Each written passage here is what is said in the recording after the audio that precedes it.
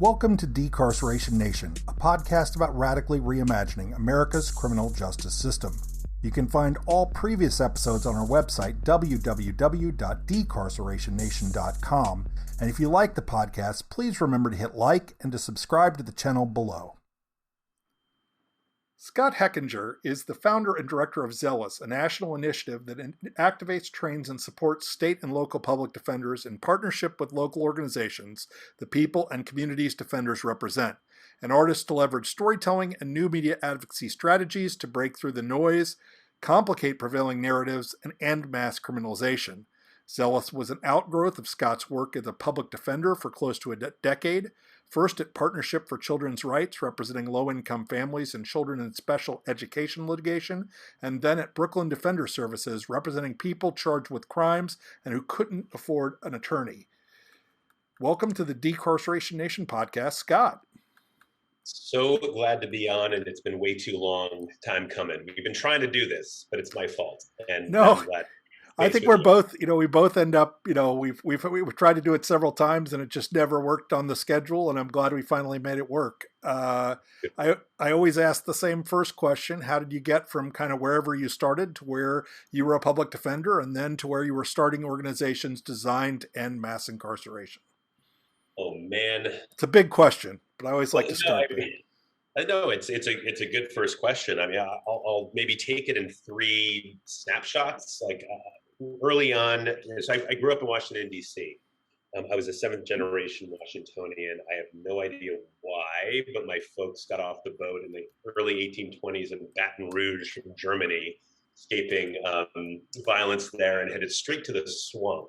And we're there ever since. And so I've broken the legacy. So my folks are upset with me. But I remember in D.C., I grew up looking up to my grandfather. My grandfather was, like me, a white privileged man. He was a business owner, and he was also appointed the first chairman of the D.C. City Council by Lyndon Johnson. And he could have just gone about his business and not really, and kind of continued to, or amassed wealth and not focused outward. But he really did what he could to not give back, but to give forward. And I remember his office was down in the basement of his house. His wall was filled with photos of him shaking hands with civil rights leaders, marching on Washington, meeting with business leaders. He was among the first to hire Black people into senior management positions, and did a lot of work with NAACP.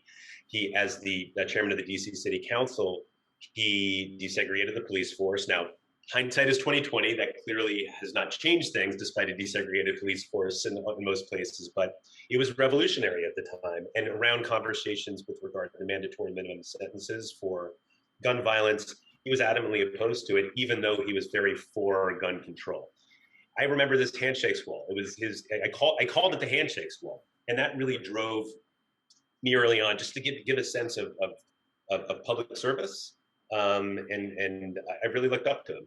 And also just how to use, or the obligation really, that I thought of using his power and privilege to not waste it and to actually to pay it forward. Second snapshot, law school. I went to law school to put myself in the best position to, I guess, do what my grandfather did in different formats. He wasn't a lawyer, and I was the first person in my family to go to law school. But I remember not knowing exactly what issue it was going to be and how I was going to kind of hone in on that issue. And within the first day or so, during the orientation, I heard Bryan Stevenson speak. He was a professor. I went to law school at NYC, the School of Law. And it was a speech that many have heard. It never gets old. It's powerful. It's deeply personal. The two things that stuck out to me stick out to a lot of people, which is that criminal justice is the civil rights issue over time. And everyone's more than the worst thing they've ever done. And I'm pretty sure I've seen that speech 3 times and it's been amazing every time. So. I get teary. Anyway, after that speech, I was like, I know what my issue is. It's going to be criminal justice, and I'm tethering myself to that guy for whatever it's worth. And I wound up, my first law experience was doing really early state by state research on mandatory minimum or mandatory juvenile life without parole sentences that in very small part supported his ultimate argument in the Supreme Court in Sullivan to end juvenile life without parole for juveniles in non-homicide cases. And he was the one who encouraged me to become a public defender. I mean, he asked me, he was like, I didn't know what I wanted to do my first summer. He's like, well, what do you want to do? I was like, I want to work with people. I want to work on the front lines. I want to fight the system. I want to be, I want to be as close to where the injustice is as possible. He's like, you should be a public defender, and New Orleans just set up an office for the first time. It was one of the silver linings of Hurricane Katrina, and I headed down there and saw public defenders, both as activists. I remember Steve Singer, the head of the office, getting literally dragged out in handcuffs, being held in contempt of court for making simple legal arguments. And I also saw defenders as storytellers. My job down in New Orleans as an intern was literally, I was the runner. And the runner was the person who needed to meet as many people as we possibly could in the 30 minutes before these mass arraignments in the New Orleans Parish Prison loading dock, to find out as much about them as we could and connect as much as we could, and then literally run these like short stories, the 3 blocks in the blazing hot New Orleans summer heat, to the one public defender sitting in the witness box in the magistrate judge's courtroom, where they looked through a video screen at a sea of orange jumpsuits and indiscernible black faces and just basically set bail one after the other. And I don't know if it was this masochist, if it was a horrific summer, it was a moving summer, but it was like, this is what I want to do.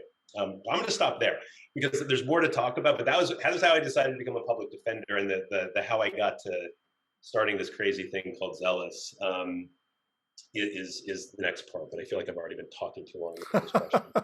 Well, I do have to ask you, you said you grew up in DC, and I think we're both of a relatively similar age, and so I have to, you may have your answer may be, this wasn't part of your growing up, but I have to ask about go-go music and DC punk, if you're down with any of that. Both, and actually primarily go-go. I'm a drummer. Me too. I'm a drummer too. Dude.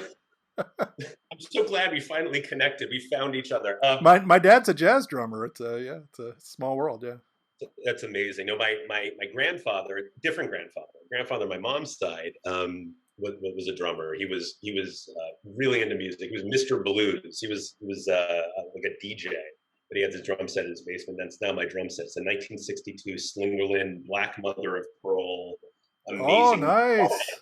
That I got fixed up. And yeah, when I say I'm a drummer, unfortunately, since my 6-year-old was born, I've kind of not been drumming sports, but I'd like to get back into it. But yes, go-go music, I was obsessed with it. I was in a go-go band. I literally played drums, and not like in a very big go-go band, but we had our own school like go-go band. And yeah, like that was going to go-go's. For those of you who don't know, DC, I guess it's like a combination. The way that I would describe it's like hip hop, funk, like Latin rhythms, heavy bass, and more than the music itself, the experience of going to a go-go, which is just people usually dancing in like really, really heavily in like basketball gyms. It was just a scene. It was like, so it is part of DC life and culture.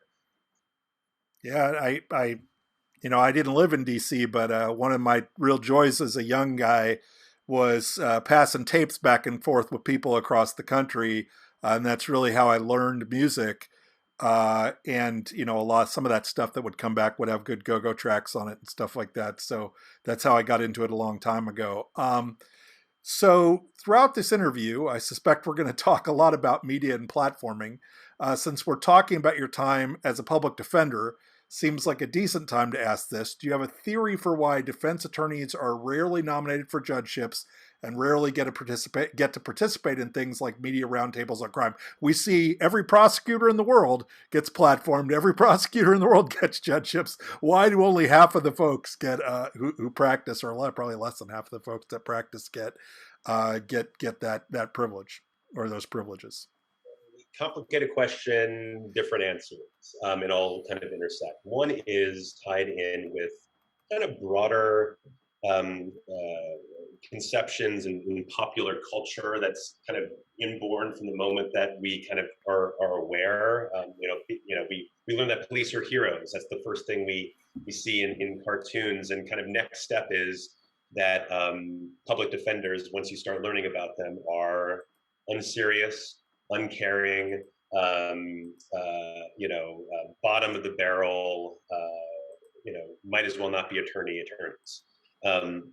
And so there's this deeply embedded, understanding of who public defenders are, how serious we are about public policy, how expert we are on the system, how smart we are, how we have collective knowledge, and how as defenders and defender offices, we see just an enormous volume of cases, and so are able to actually see how the range of laws and practices intersect to harm the people we represent. We see how these lofty laws that are interpreted by courts are really applied every day. But that's not what that everyday people think of. That's not what the general public thinks of. It's not what leaders think of. And then beyond that, because of that public perception, which is more, it's both that we're hapless and we don't care and we're inexpert, but then it's also that what we do is just want to get people out of jail, and we don't care about public health and safety. We do care about public health and safety. We have very different ideas about how to actually achieve that. We're all family members. We all are living in these communities. We're all living in cities. We don't want people to get hurt. Unfortunately, this massive system that we have and the hundreds of billions of dollars that we spend is not actually getting us to a place of public health and safety. But what leaders kind of see, and I think what leaders fear, and this is why we don't get appointed into judgeships and why we don't get placed into positions of power, is that they fear the same kind of political suicide that comes with being quote unquote soft on crime, right? So defenders get lumped in with this quote unquote soft on crime narrative, and if they point public defenders, then that's opening them up to potential political attack for caring more about quote unquote criminals than victims, care more about decarceration or abolition than safety, when those aren't mutually exclusive. Last but not least, though, there's some self-imposition on this issue in public defender land, and I saw this firsthand. I think we don't learn media skill, we don't really learn how to talk to media in law school, and then once we're in court, we are taught, really importantly, to be client-centered. And client-centered becomes, and just kind of looking at different defenders and defender offices, becomes no comment, becomes protective at all costs. There's feelings that we don't have, even from more kind of socially conscious folks that are more into social justice, that we shouldn't be speaking out. Because why is it our role? There's enough power dynamics inside of court, and that's legit. Why are we replicating that on the outside? I don't think we need to, that defenders can't, just because defenders are talking doesn't mean that people we represent can't be. And so we limit ourselves. And so that's where kind of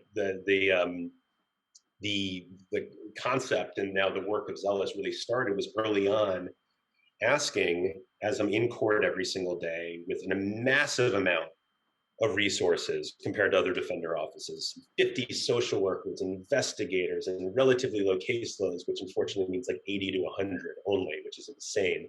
But still, still 95% of the people I was representing pleading guilty, whether they were guilty or innocent, whether they'd been stopped and frisked unconstitutionally, and they were silenced. And I was asking, why aren't we as defenders and as a defender office speaking out more? Why aren't we collaborating and thinking about non-extractive and non-exploitative ways to partner with the people we represent to breathe life into the systemic injustices that we're seeing? Why aren't we talking to press more instead of saying no comment or being reactive when they reach out about either a sensational case or even an issue everyone's talking about, like bail? Why can't we actually identify an issue and proactively pitch it to them so that someone learns about it? Why aren't we using social media, et cetera? we're losing, we're losing the battle over people's perceptions about crime and punishment and what it's going to take to achieve public health and safety. We need to get engaged smartly, strategically in those conversations. And then I think that then will lead not only to better policies, but hopefully more experienced people in positions of power. Well, you brought up bail, and I know for a very long time, both of us have been screaming from the rooftops about New York's bail reform law as loudly as we could and as often as we could. So I guess we should start there. When Yes. did New York pass its bail reform law, and what were the major innovations in that law? April 2019, bail reform was passed in New York. It went into effect in 2020. The major innovations were ending the possibility of judges to set bail in most misdemeanors and nonviolent felonies. Bail is an amount of money. It's supposed to be an incentive. It's the amount of money that after you're charged, bail is set. It's the amount of money to ensure you come back to court. You pay the money, and you're as long as you come back to court, even if you're found guilty, even if you plead guilty, you get the money back. It's not supposed to be a punishment, but in reality, the people who are filling our jails, 500,000 people around the country, thousands in New York City, are people who just cannot afford to buy their freedom. And so, for a certain class of crimes, nonviolent crimes, it blocked judges from setting bail. But what it also did was offer in its place additional resources for people who were released to get engaged with services, to give them reminders to show up to court. And before it even went into effect, it was being blamed for everything. Yeah, we'll definitely talk about it. I want to go this very. So that's what it is. I want to go. I want to go very deliberately because deliberatively because there's been so much talk about this over the last few years. I want to make sure we hit all the points so that anyone who's listening has an idea why we get so frustrated by what's going on, what the major narrative has been. That's it. That's it. It was limiting the number of cases, the types of cases where someone could end up caged on bail they couldn't afford. It was in recognition of the fact that we knew from data that bail was not necessary to ensure return to court. If we knew it before bail funds were around, we knew it certainly after bail funds were around, where we actually saw that in 96% of the time that judges set bail in misdemeanors, they were wrong. Bail wasn't necessary to ensure return to court. Bail funds paid their money. They weren't on the financial hook, and they still came back and overwhelmingly didn't get rearrested. So it was modest. It was modest. And there was also a part about discovery, right? There was also yes, it was also so separating out the two. I mean, they're both pretrial justice reforms. Bail has to do with pretrial caging. There's intersections with discovery, which really means evidence. But discovery reform in New York up until 2019 or up until 2020 when it went into effect, it was New York was one of the four most restrictive, least transparent states in the country when it came to evidence. Prosecutors literally were entitled by law to withhold the most important pieces of evidence until the day of trial. We're talking about witness statements, police reports, things that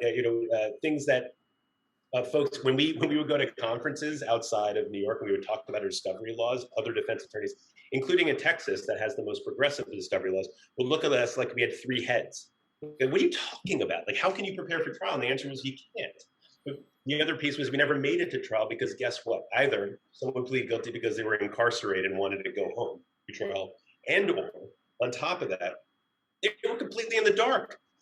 They didn't know what evidence was going to be used against them. And people are like, well, if they did it, they obviously know. But the truth of the matter is so many times in our cases, it's like accomplice liability where like how close were they saying I was, or like how did they tie me to this crime? And obviously everyone knows how wrongful convictions happen all the time. So no, it was a major problem. And so discovery reform literally just brought New York in line with the rest of the country. That's literally all it did. And in what that means is not only allowing the defense and defendants to know the evidence against them, like in Texas, like in all the southern states, like in Florida, all the places you think would be like backwards, not. But it also strengthened protections for victims of crime that didn't exist before. So made it so that prosecutors could still request, or could actually affirmatively request to withhold witness information and kind of firewall it between defender and the defense attorney. The defense attorney might be able to see it, but they weren't under a strict obligation not to share, which was something new. And so there we go. All right. So before we get to the rest of the details of what happened after that, probably, most people listening right now probably have a strong feeling about this in the first place, but nobody's probably seen it as many times up close and personal as you have. So could you at least just talk about why you think pre-trial release is so important? And I could talk about this for a week. You could probably talk about it for a week, but if you can just, dig deep and give me a summary of what you think that, why do we care so much about pre-trial release? Number one, the Constitution, presumption of innocence. It's a thing, and I think we should all care about that. We're talking about caging people who have not been found guilty of anything, which is a whole other conversation, whether people who are guilty of something should be caged, but we're caging people based upon and the decisions being made at a moment when no one knows anything about what had happened, within 24 hours of an arrest, number one. Number two, the violence of pretrial detention and pretrial caging. The very same drivers of violence, and that's isolation, shame, economic deprivation, and violence itself, are the exact characteristics of places like Rikers. So we wind up sending people away pre-trial, presumed innocent, under this kind of public safety rationale, and we're literally increasing the chances that they're going to come out far more damaged and more likely to get rearrested for violent felonies than before. So it's a public safety reason. Number three, why do we care about this? While folks are facing the violence on the inside, think about the stuff that they're losing on the outside. And not just them. So they're losing jobs, they're losing housing, they're losing educational impact. But the people who were not arrested, their family members, elderly in need of caretaking, their children are being left without caretakers and without support and financial support and other ones. So just enormous economic and social damage. Four, if you don't care about any of that stuff and you just care about your taxpayer money, it's an exceptionally expensive proposition. Based upon all that, it is over $1,000 per night, per person, without even any medical conditions, to jail someone on Rikers Island. It's more than the most expensive hotel room in New York City, or as much, just probably maybe a little over 1,000. But it's enormously expensive. And at the end of the day, it's also just, as I was saying earlier, it's unnecessary.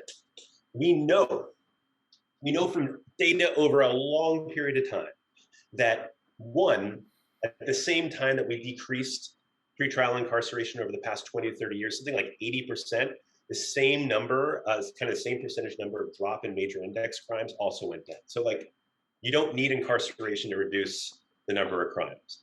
We know that people show up to court. They just do. I know this from firsthand experience. We know this from data. And we know that when people are released, whether they're charged with violent felonies, misdemeanors, or nonviolent felonies, they do not get rearrested for violent felonies. And that's continuing through to today, which we'll talk about later. So we should all care about it. And we also should care about, sort of facts and truth and things like that should matter. Not long after the bill was implemented, the backlash started. We were both pretty involved in trying to scream back against it. Tabloids like the New York Post started publishing anecdotal and often, and I did a lot of research on these particular cases, often outright fraudulent stories about people who've been supposedly let loose because of the new bail law, often before the new bail law had even been implemented. What do you remember about that period? I remember being so angry and so frustrated. I expected the police and prosecutors to be fear-mongering and to be sensationalizing. What I didn't expect, and I should have, and now I do, was how gullible the media was. And it wasn't just the New York Post. It was New York Times. It was the big kind of more trusted news sources. that kept repeating these lies. And it was so brazen too. Like the anger was, it was so brazen even before, between April and January, the law hadn't gotten into effect. And everything was getting blamed on it. I remember before, and this, I'm Jewish, and I remember there were these attacks, there was like 3 assaults. There was this woman who was in serious mental health crisis, who slapped or assaulted in some way these 3 observant Jewish women. Obviously, I don't want that. Like no one should want that. The question then becomes: A, someone who's in a mental health crisis, will caging them help them? And then B, beyond that, like why? How do we feel about weaponizing a tragedy? Well, yeah, because there were a couple guys who got killed, if I remember, or there was some kind of tragedy the week before, and when they arrested her, they tried to act like giving her release was the same as ignoring this other thing that had happened a couple days before, if I remember correctly. Am I right? That rings a bell, but it was so frustrating because it was just like they're using so cynically, real concerns historically present around anti-Semitism and just like hate in general. When this wasn't, it didn't appear to be hate related because of the mental health issue, and who knows.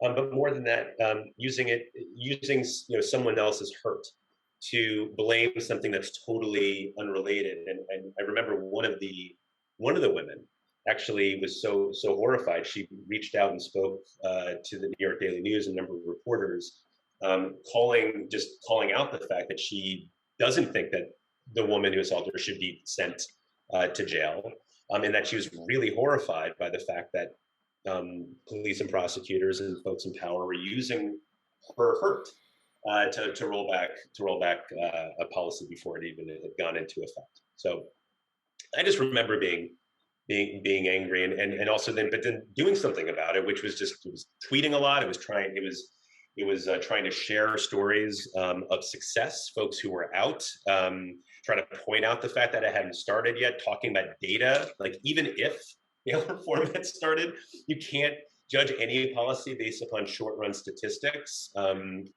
Unfortunately, and starting this project that we actually just relaunched called Justice Not Fear, where we identified. Unfortunately, this all started by December, but we launched this thing that we heard actually helped prevent more rollbacks, that centered the issue of fear mongering as a social and racial justice imperative. So folks knew that this was happening. And 2, out of public defender offices and organizers were legal experts were writing back debunks to all of these false public statements, to all of these this bad media. And we wound up we were asked for it by lawmakers, and we were able to provide lawmakers with the truth. We were able to provide the general public with the truth, and yeah, it was as effective as we could have gotten, but unfortunately, it wasn't enough.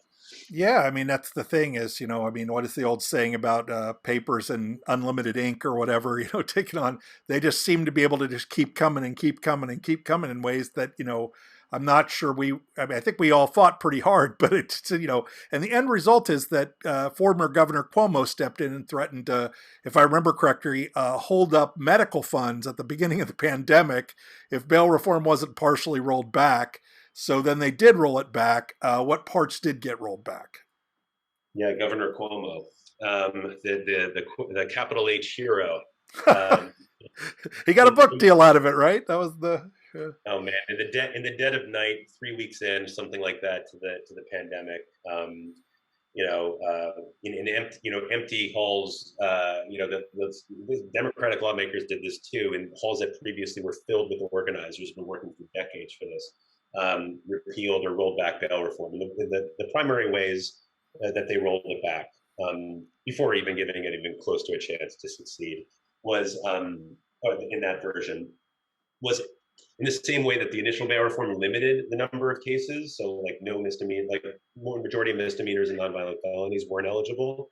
It increased the numbers of nonviolent felonies and misdemeanors that were then eligible. Not all, and it could have been worse. That were eligible for bail. It also, even for those cases that were still not bail eligible, so the other misdemeanors and the other nonviolent felonies, it gave judges greater discretion in certain cases to jail them pre-trial. So for example, if you get arrested for jumping the turnstile once, the first shot, you're not eligible for that. But let's say you got to get to that doctor's appointment and you can't afford public transportation, and you, like many folks can't, and they walk through an exit gate. A misdemeanor on top of a misdemeanor is jailable. Or take, being arrested for low-level drug possession twice, or petty larceny, stealing to survive, or sleeping where you're not supposed to sleep. That's actually been a huge increase in the Rikers population since the rollbacks went into effect. So we have, unfortunately, as the pandemic started to unfold, as this was all happening, we had a national increase in homicides. And some of this obviously also happened in New York. And since that spike in homicides, the tabloids and the NYPD have really never seemed to miss an opportunity to loudly proclaim that bail reform is the culprit. I know the answer to this already, but does this claim make any sense at all to you? I don't know if your listeners or viewers are going to be able to see me, but I'm like throwing up my hands in again, rage. I'm smiling. The ones that watch us on YouTube can, the ones that are listening can't, but they now know. So. Oh, there's so many things that are wrong with it. Okay, so number one, the absolute gall of police. Let's just take the NYPD, who get paid an historic amount of money in the history of the world, and actually the most in all of the United States, $11 billion at least, and that's before a lot of other things get added, a year, ostensibly, according to them, to provide public health and public safety to the people of New York, protect and serve. This happened on their watch, right? Like, even if you want to blame anyone, let's look at the fact that homicides did spike. It happened despite spending an enormous amount of money. And what an incredible sleight of hand to be able to say, and just gall, but sleight of hand, unfortunately it works on people, to be able to say, but it was something else that literally barely has had a chance to succeed yet. There are interventions that have been going on for over half a century, and it's happening on their watch.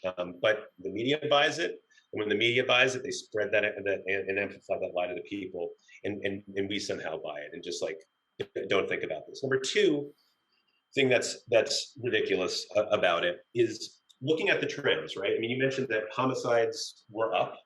Also important to note, historically still way down over the last 20 to 30 years from where they were. I mean, there's a lot less homicides, a lot less shootings. While homicides were up, most other major crimes were down across the country. And the homicide increase and these other decreases, these patterns held true in when we say across the country. You have to understand, in places that had reform, which are very few places, in all the places that didn't have reform, in places that had police protests, and places that didn't have police protests, in places where police morale was high and low, in red states, blue states. So when I read those statistics, when I made it past the headlines, they were all like FBI data, the crime at homicides at all-time high. What I read as the main takeaway is that it literally undermined a year and a half's worth of effort by the NYPD to lie that bail reform was the cause of anything, good or bad. In their cases, it was bad because it happened everywhere. Yet instead, they were able to, I wouldn't say convince media. Media was just willing to do what they always do and kind of repeat their lies, and people again bought it. So it's a random. And there's also the second level of error that's happening here with the media. This idea that you can take a national trend and attribute it to local causes is so dishonest and I mean so terrible. It makes me so furious, because why in the world would the same spike happen in New York City and Fort Worth, but you blame it on something that was New York policy based? That doesn't make any sense to me at all. Right, but this gets into the important discussion about journalism and journalists. Like number one, kind of the credulousness of journalists still kind of how they rely and print police baseline, even not before even having to go into the fact that it's transparently kind of false and not founded in fact, data, or reason. We all know more than ever because of cell phone footage and because of actually some really good journalism, that police lie.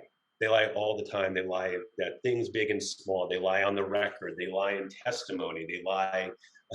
We know Dermot Shea. Like Dermot Shea, who for a year and a half was saying bail reform caused gun violence when confronted by Latrice Walker, an assemblywoman, straight up and said, okay, give me the data to back it up. He said, I don't have any. He said, well, what does your data say?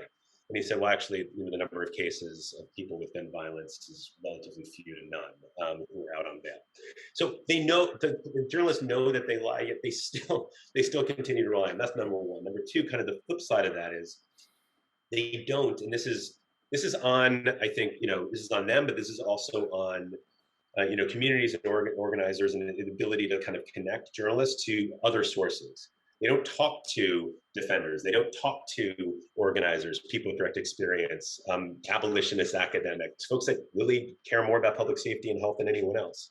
And they just continue to rely. And they're also just, the data that they use, like they should not be ever relying on short run statistics. And if they do, they should be disclaiming it up and down that there's no way to tell causation from short run statistics, and B, we have long-term statistics that show policing is a terrible strategy for public health and safety, and decarceration actually doesn't cause more crime. So better practices.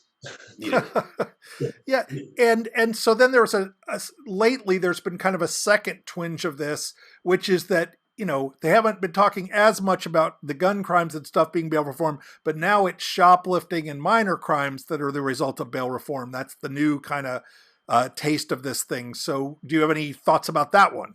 Yeah, let me actually, I should have started up top with this, and hopefully folks have made it are going to make it this far into this conversation. We kept their attention. Well, I certainly hope so. but yeah, let's talk. We're talking about is what they're saying true? Like none of it's true. None of the things that they're saying is true. But let's talk about what we do know, really quickly.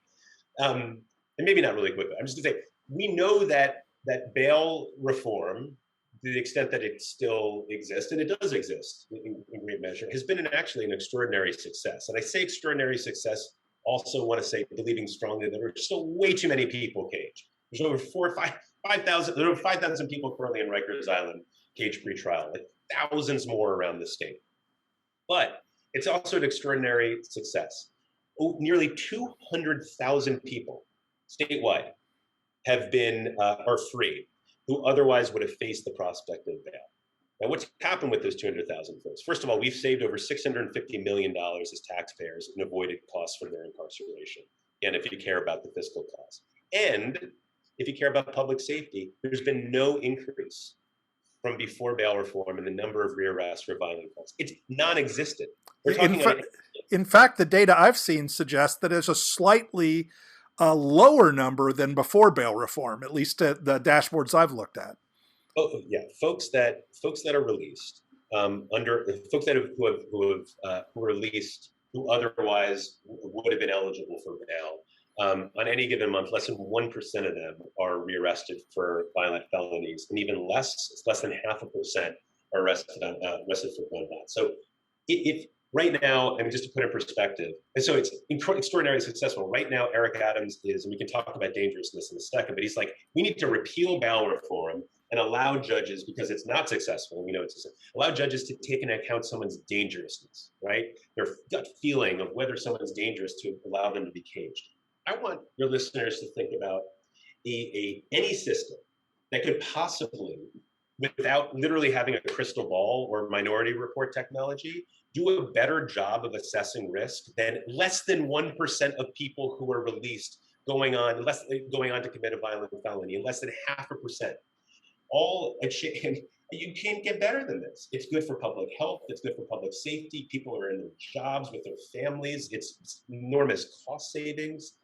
And we should be celebrating that. And Democratic lawmakers so far are defending that. And it's just a shame that so many folks are falling victim again to just really transparent fear mongering. We can do better, and we're already seeing really positive results. And you just mentioned the new mayor, and I think you can draw a somewhat straight line from the beginning of this nonsense straight through to him getting elected. Uh, do you see it as a cause of why Mayor Adams was elected?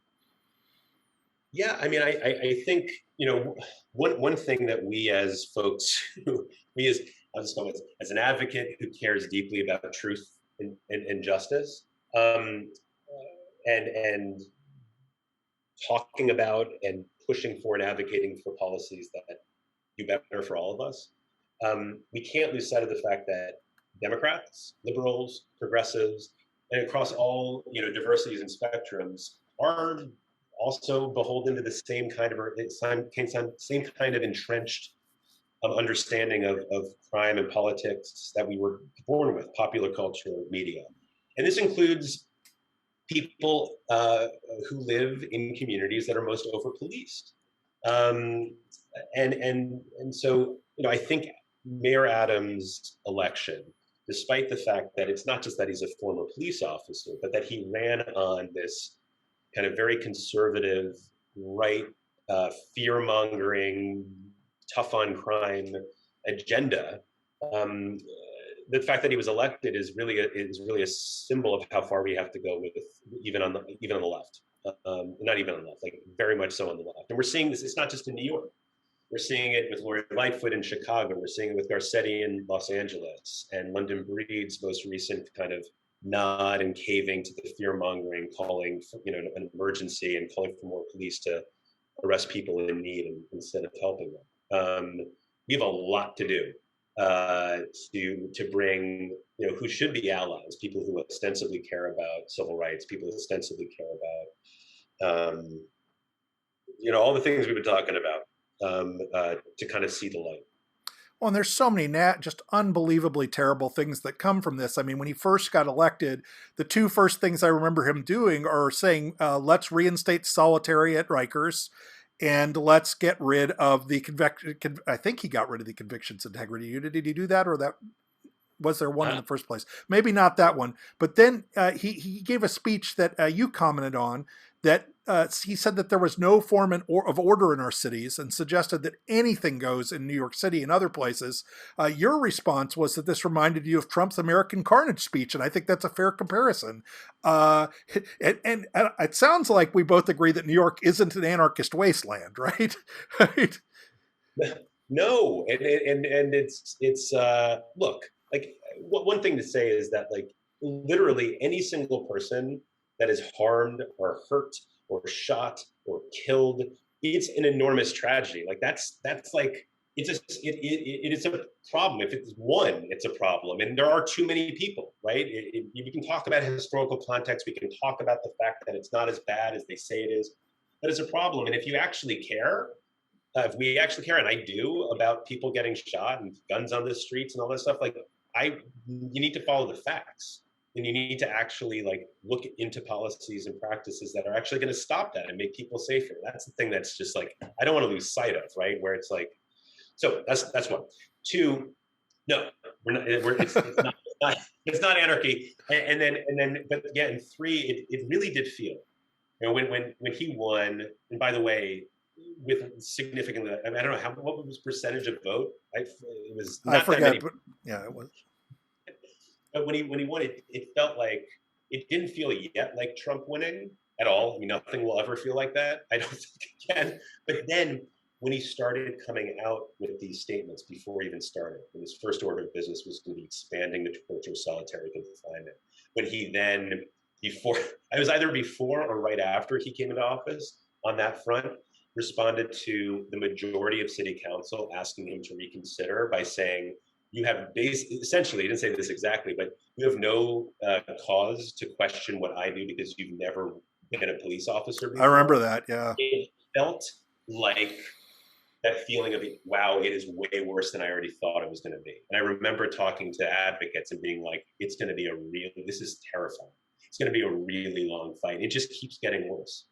Well, but then it keeps getting worse. But then we have the president of the United States, who is supposed to, at least ostensibly, we were talking about the left-right divide a second ago, although obviously he has a history with, massacre. I'm just saying, he comes in And he was holding up Mayor Adams like some kind of a role model for what he'd like to see other leaders across the Democratic Party look like. This is pretty terrifying to me. We have the leadership of one of our two parties actively pushing for dictatorship, and the leadership of the other one, moving from George Floyd to American carnage in less than 2 years. How did we get from millions of people in the streets to Empire Strikes Back in 2 years? By electing Joe Biden. I don't know. But what was the alternative? Trump, right? I mean, it's not like we were. Yeah, obviously at that point, exactly. But it was like who we chose as the standard bearer. But one thing. Since we brought Joe Biden into the picture, the things that I think about there too is it's way worse than I could have ever imagined on the criminal justice front. The fact, and again, I had low expectations, obviously, but it's way worse. He is still to this day, correct me if I'm wrong, but he still has yet to use his presidential constitutional power to grant a single clemency or pardon. He has literally granted more pardons to turkeys than he has to human beings. Number one, if there's no stronger sign of just an abdication of morality, an abdication of power to do like the slightest bit of good than to issue a single pardon. We're talking about. Plus, he has 18,000 on his desk. It's not like it's. No, and I don't want to line. And the last thing I don't want in the world, I want to line draw. I haven't seen, and I don't know all the 18,000 or whatever.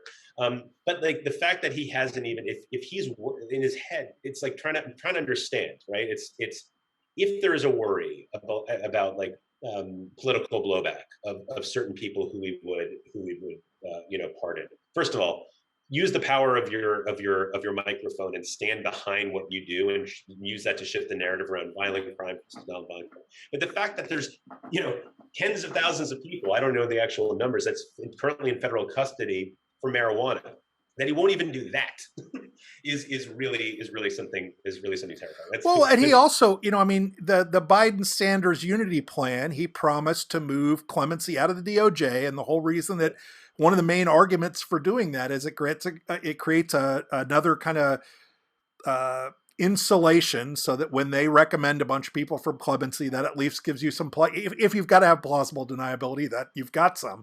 But he didn't even do that. He promised to do that, and he didn't even do that. And let me tell you also, just in addition to this, for literally months and months and months, the attention of so many advocates were focused on something that is just focused on fighting for something that eventually came true. Which, but the fact that we had to spend so much energy fighting was remarkable. During the Trump years, under the CARES Act, he released something like, 3,000, 5,000, maybe there's more, thousands of folks who applied to be put in house and released to home arrest or to home confinement because of COVID. And these were folks that were vetted heavily by the government, and they were out and thriving. It's similar to the bail conversation. An exceptionally small number of people wind up getting sent back to prison for violating the conditions of their release. And Biden comes into power, and his DOJ and Merrick Garland interprets this memo to say they all got to be sent back as soon as the emergency order lifts. And then after some blowback, he pushed back and said, okay, just the folks who are not out on drug crimes. All the other stuff need to be sent back. Rip them from their families, and put the most number of people in the history in one fell swoop into federal prison. Also, let's not forget that another one of his campaign promises to reduce the federal prison population by over 50%. He really did say that. I'm not making that up. He did say that. I know, and he's literally doing everything he possibly can. And finally, I think it was like 2 months ago, Merrick Garland came out and said, finally, he's like, we're not going to do this. And it was like, good, great. Why do we have to fight for so long for the most obvious thing? And again, the understanding was there was some concern about political blowback. Yeah, I did. It's so easy. I did 2 24-hour Twitter events on that subject, And with the whole time in my head, I'm going, why is this even something we're fighting about? Shouldn't It's have just to spend a minute. And there's so much injustice, and there's so many things like all over the country that we need to be fighting for. Why do we need to be fighting for the most easiest, obvious stuff? So yeah, Biden coming in and propping up Mayor Adams was not surprising, and also highly disappointing. One thing that I think is important to note is that Biden stayed, my understanding, I have information very purposefully so, far away from any conversations around pretrial detention, dangerousness, and bail. He focused exclusively on policing. And one thing I do want to call out is that in the mayor's, some of the stuff that Biden talked about, and he wrote about this in the New York Daily News, it's not enough, but they did talk about some things, because we're talking about how horrible the current system is, some things that actually have been proven to work elsewhere and some more investment in. I'm not endorsing Adams' plan, but I do want to use the opportunity to call out violence interruption programs. These are programs where folks who have been harmed by and have also harmed others, is usually an overlap, who have done time. Their community work with community to connect and solve problems before they become actual conflicts, or step in ahead of time, or after violence has happened, work through a restorative justice approach. And the places where this has been tried throughout the country, in far too small numbers, it's been way more successful when compared to similar neighborhoods, than really more of a responsive. Both a responsive, kind of situation of policing, not to mention the inability for them to solve crimes, but also the criminogenic nature of policing. In the same way we talked about earlier, jails being characterized by the same drivers of violence, policing right now. I did not live in an over-policed neighborhood.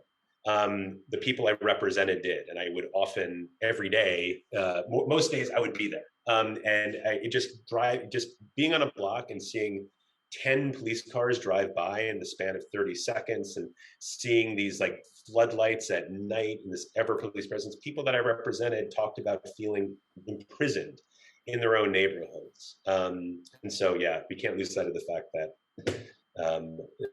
it's not that we need alternatives to incarceration, it's basically alternatives to policing just because they work better. We also know that policing itself actually causes crime. So as we kind of turn the corner here, I guess the next thing, I was going to talk a little bit about Alvin Bragg. I mean, obviously it's sort of the same story we've been telling all the way through. But a lot of what we're talking about is kind of and I think I said this up top, kind of almost a collusion, a natural relationship between law enforcement, press departments, and the actual media. And you're starting to fight back against this with the the new organization, which you can definitely talk about some more. How are we, we have thousands of organizations across this country. All of us are, fairly busy doing specific work in the areas we're in, but it seems like there has to be some way that we can pivot and at least use our combined powers to try to break through in some way, or to work together to break through in some way, or to at least counter this narrative that keeps getting, this mostly false, almost entirely false narrative that keeps getting shoved down everyone's throats and is successful. I mean, we've talked about, it changing elections, and people's perceptions seem to be that we're the crazy people, even though the data's all on our side, which is, and I don't mean crazy in a pejorative like anti-mental illness kind of way. I mean, just like people think that we are wrong, even though the data's all on our side. So I'll tell you about kind of the framing of the work that Zealous is doing, and because I think it kind of reflects a lot of the kind of the nature of what's needed right now, in kind of a multi-pronged approach. First, we need to recognize that we are in a current national reckoning over people's basic perceptions of crime and justice, and what it's going to take to achieve public health and safety. And for the last 50 years, and that continues to today, it's been controlled by really strong, coordinated messaging and storytelling by pro-carceral forces, police, prosecutors, and prisons, and by that side, by high coordination, by kind of collaboration and being on the same page. My organization, Zealous, really aims to do what I think we need to do, which is topple this imbalance of power and control over criminal legal policy and media. To not just fight back effectively, but to really ensure, ensure more than just modest changes, like transformative changes that then are enduring. Like, I don't want us to be constantly in this position, and I don't think anyone does, of like doing a little modest win and then just like constantly fighting. Like, let's create the environment. So how are we doing that? We are, one is really leaning in heavily on our defender and defense practice. So thinking about defenders and defense offices as, you know, just thousands and thousands of untapped like kind of social justice champions, folks who are experts and have extraordinary perspective and important relationships with the people they represent, to step outside of court, to leverage this range of storytelling skills and media skills that they didn't learn in law school. And then offices wide, actually optimize them, help defender offices get optimized to be able to share data that otherwise wouldn't be shareable, to share systemic injustices that no one's writing about, to breathe life into those systemic injustices with true life stories in a way that's not extractive and exploitative of the people who are going through it. If defender offices can get more engaged, I think that's a big part of it. The second piece, as you mentioned, coordination, collaboration, right? It's not enough just for defenders to like start speaking out, especially if they do so without intention. Defenders collaborating with what are previously siloed groups, so defenders, organizers, people with direct experience communities, and even artists. What might it look like if we broke down those silos and everyone was working together and thinking through strategically what one side could say and what another side could, and actually develop true coalitions. And so what we're trying to do is model some of what has been really successful in New York, which is true collaboration between defenders and community organizations, that really breaking down that distrust. And what might that look like to strengthen in New York and elsewhere. And so we're doing a lot of work with kind of at these intersection points, like working with organizers and defender offices, working with folks on the inside who are currently incarcerated, with advocates on the outside, and vice versa, to strengthen that practice. And lastly, like a lot of this truth and justice work, like while we're doing this kind of organizing and training up and skill building, capacity building, we're also just working directly with journalists. So, you know, this Justice Not Fear project is a way to provide them with the truth, like legal expertise. We're also talking about organizing. We're trying to bring journalists in the same way that they've got those long-term relationships of trust with police. We want to help them build really strong relationships of trust with folks on the ground who know what's actually going on, who truly care, who know the facts, I mean, who can speak to their experience, and vice versa. So it's about like what we need to do. It's got to be a multi-pronged approach. I think it can't be in just one jurisdiction. We're seeing the one thing that is like it's a silver lining of just how ridiculous the kind of the police tactics are, is that they're so common, and they're the same things and the same patterns. They do everything. We see the same things in all the progressive cities, for example. And so I think there's a great potential right now to kind of and I'm seeing this actually happening, and needs to happen more, coordination between advocates who are really honed in and focused on this issue in those various jurisdictions. Share what's working, share what's not, and kind of build from there. And another silver lining piece about COVID, which is weird, or just silver lining, this one happens to be about COVID, which is weird but true, at least in my work I've seen in the social justice sphere. Zoom and our like ability to like be on Zoom and see people has really increased the ability to grow and strengthen trust in coalitions that are separated by geography, and a phone call would never have worked in the past. And so I've seen that there's actually great potential for that kind of coordination. So ultimately, I've asked a version of the question I just asked you a bunch of different people over the last year, and I've gotten all kinds of different answers. I've gotten answers like everyone needs to create their own platform. I've got answers like we need to hijack traditional platforms. We need to have people represented in traditional media. We need to have, there's just a ton of different answers. And I'm sure to some extent it's all of these, the above is what we probably need to do. But do you have a feeling though I understand you're doing all this stuff, but just the other day, I turn on the television, it's Morning Joe, and of all people, civil rights icon Reverend Al is sitting there talking about how we need to lock more people up because toothpaste is getting locked up in his convenience stores because of shoplifting. And I'm just like, what in the world is happening here? Like, what? I just feel like, we've got more people than ever, more information than ever, and we're still losing, in the media battle. Yeah, what it's going to take is it's working directly with journalists. It's working directly with newsrooms. It's working directly with editors to call them in.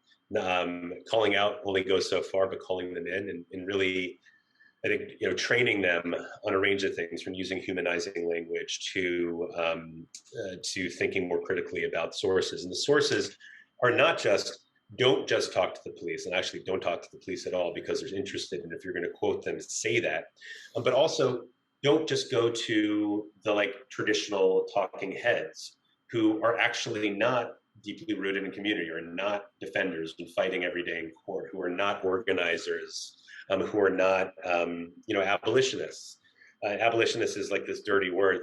You mentioned the word quote unquote crazy. People are like, your ideas are nuts. Like, no, I think it's nuts to continue doing what we're doing right now. The folks who are thinking the most critically are the ones that are most critical of our current system. And so I think, in addition to the ground level work, it's also really talking to and doing the really hard work with journalists. I'll just say though that so the work that we're doing, we're this national organization, but the problem with national organizations generally is they kind of swoop in and screw things up and bounce around. Our approach is really, we don't invite ourselves in, but when we're invited in, it's all supporting long-term capacity building. We're in for you're not going to see, we're not going to, unfortunately, I want to say we're not going to see this. It's not going to take a couple months. We're going to have some losses along the way. This is like a battle of this is a multi-year at the very least battle. And I think we're in this position where if we work with press and we get them to think about what the project that we're working on is a project for truth and truthfully objectivity, and show that it will actually improve journalism, not to mention lives, and we build a long-term strengthen coalition on the ground, skill folks up to be able to be more fluent in talking about these issues in a way that translate them for the general public, that can be where they can actually be brought onto shows instead of the Al Sharptons of the world. I think we're going to be in a better place long term. But we need to focus on, honestly, we need to focus on better journalism as a social and racial justice imperative. That is a human rights issue. That is a civil rights issue right now. We can't anymore think about media as separate from people in cages. There is a direct line from bad journalistic practices to harm. Yes, other folks carry out the harm, pass the policies, support the policies, actually do the caging, but media literally makes it happen. We have to not lose sight of that. That's I agree with you there. So people really liked this last year. I asked if there were any criminal justice related books that they might recommend others. So I'm bringing it back. Are there any books you've read recently that you might recommend? And if not, I'm trying to think how long ago have I? Well, I mean, look, I'm going to say the books that you know what? Actually, no. I was going to say book. I was going to say, look.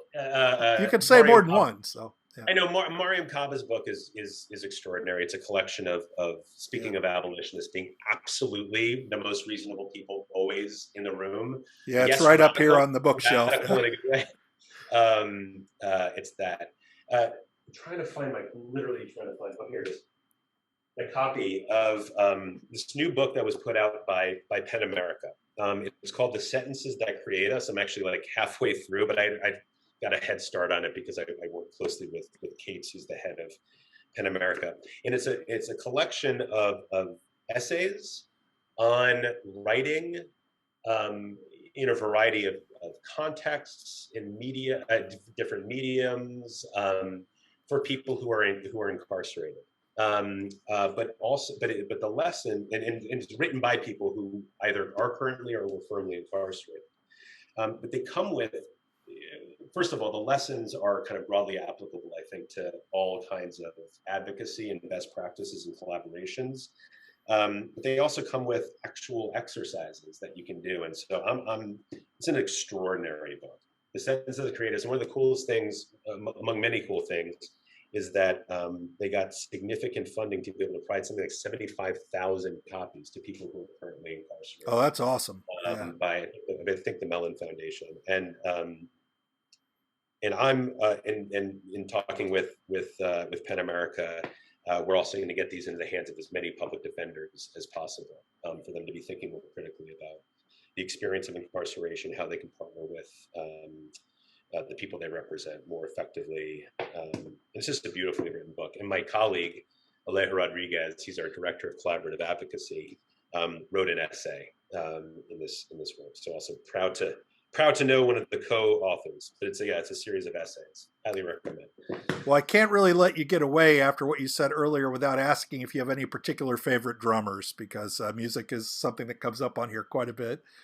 Oh God, so many. I mean, who are in my head right now? Let's go like, I've been listening again, as always. I go through one of my favorite bands. So Ringo Starr, he always gets a bad rap because. But he was a very clever player. He was. I mean, no doubt. Beautiful. Yeah. John Bonham, of course. Dave Grohl. More recently, he's like the I wish he played more drums these days. He was a great drummer. He is a great drummer. Dennis Chambers, just in terms of chops. Oh God, I was watching. It's I'm a little embarrassed to say. I don't know like how they're perceived these days, but like last night, for whatever reason, down a YouTube rabbit hole. I do that a lot. Yeah. I came across the drummer. Remember that band Mute Math that was like around in like the 2000s? Yeah, yeah. And there was like this like really, it was like hit song. It was called, I forget what it was called.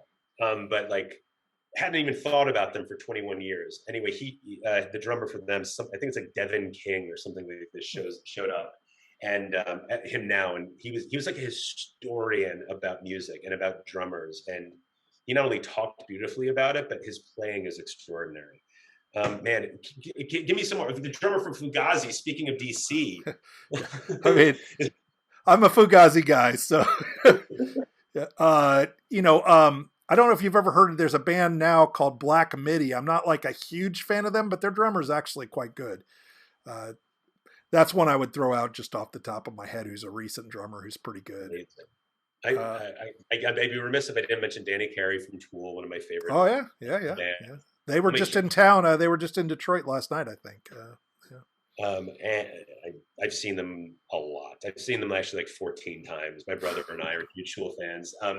I also happen to love, look, I love all kinds of music, like literally everything, but also recently have gotten really into like kind of, I don't even know what you call like growl rock, like really intense heavy metal, very fast, like blast beat stuff. I'm loving right now Meshuggah, that have for a while. Their drummer, Thomas Hockey, is one of the most extraordinary drummers. So their music's insane, not in a, shouldn't use that word. It's a problem. Yeah, I know I do that sometimes too. I caught myself earlier.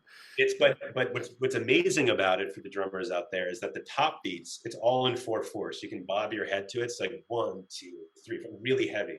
And his kick drums are doing the most insane polyrhythms that like literally last, 20, sometimes 30, 30 bars, and it's just it's also stuff. And I would be remiss. Tame Impala, which is really just Kevin Parker. He plays all the instruments. I think he's one of the most underrated drummers out there. Also bassists, but his drumming is spectacular. Also really simple, very like similar vibe to Ringo Starr in that it's like less is far more. I am definitely a Ringo Starr, Charlie Watts kind of less is more kind of field drummer. So I appreciate that a great deal. I always ask the same last question. What did I mess up? What question should I have asked but did not? Oh man, I mean, you would never have thought to ask this question, but like, what does my son think about what I do? Oh, that's a great question. I'd love to hear the answer to that. Go ahead. Yeah. So I talk to my son.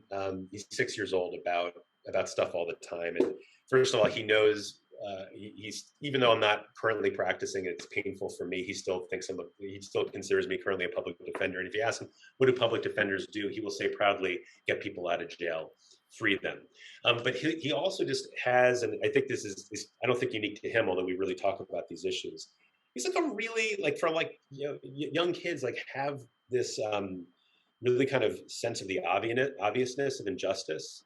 So like, he'll say things like, so anyway, he's very proud of what I do because he'll say things that like, he's really affected by when he sees people that don't have homes. And he'll see like a big building going up and they'll just like strike him. He's like, Dad, I've got a great idea. Like, what's going on? He's like, there's space there. Why don't we just have people go into this new fancy condo, which is going to cost like $6,000 a month, whatever it is. And it's like having to talk to him about why, and the questions that then come up, why? Or he really understands this. Someone was pretending to like be a police officer and said, I'm going to put you in jail. And he was really affected by that. He was like, don't you realize that like, if you're mad at me, that's going to make me worse. That's going to make me more mad. And so he understands this really elemental version of what we were talking about earlier, where it's like, if you put someone in a really violent, horrific place, that's not going to actually solve any problems. So he's a good kid. He's very. You would like to think it was pretty intuitive. It seems intuitive to me. I think so, but and he's also right. So like, who knows if he would be there if we didn't at this point at 6 going on 7, if we didn't talk about this all the time, given that, he does watch Paw Patrol, and it's like about police and they're nice and no one gets put in jail. At least I don't think. But I wonder like at what age people's opinions really start getting formed. And I think it's like pretty early on. He asked another amazing question the other day. When he was looking at he was looking at a police officer. Why do police get to have guns if they shoot so many people? I was like, good question. Great Britain used to have a much better answer to that. They don't. I don't know. Your thing about the houses kind of reminds me, I don't know if you ever saw the old George Carlin bit about homelessness and golf courses, but that's... Remind me. I mean, he basically just said, why do we have all these golf courses and homeless people? Which, I mean, why are we spending all this money to enclave all this territory across our country when people don't have places to live, which it seems like a reasonable question. I could have seen where that was going. It makes sense.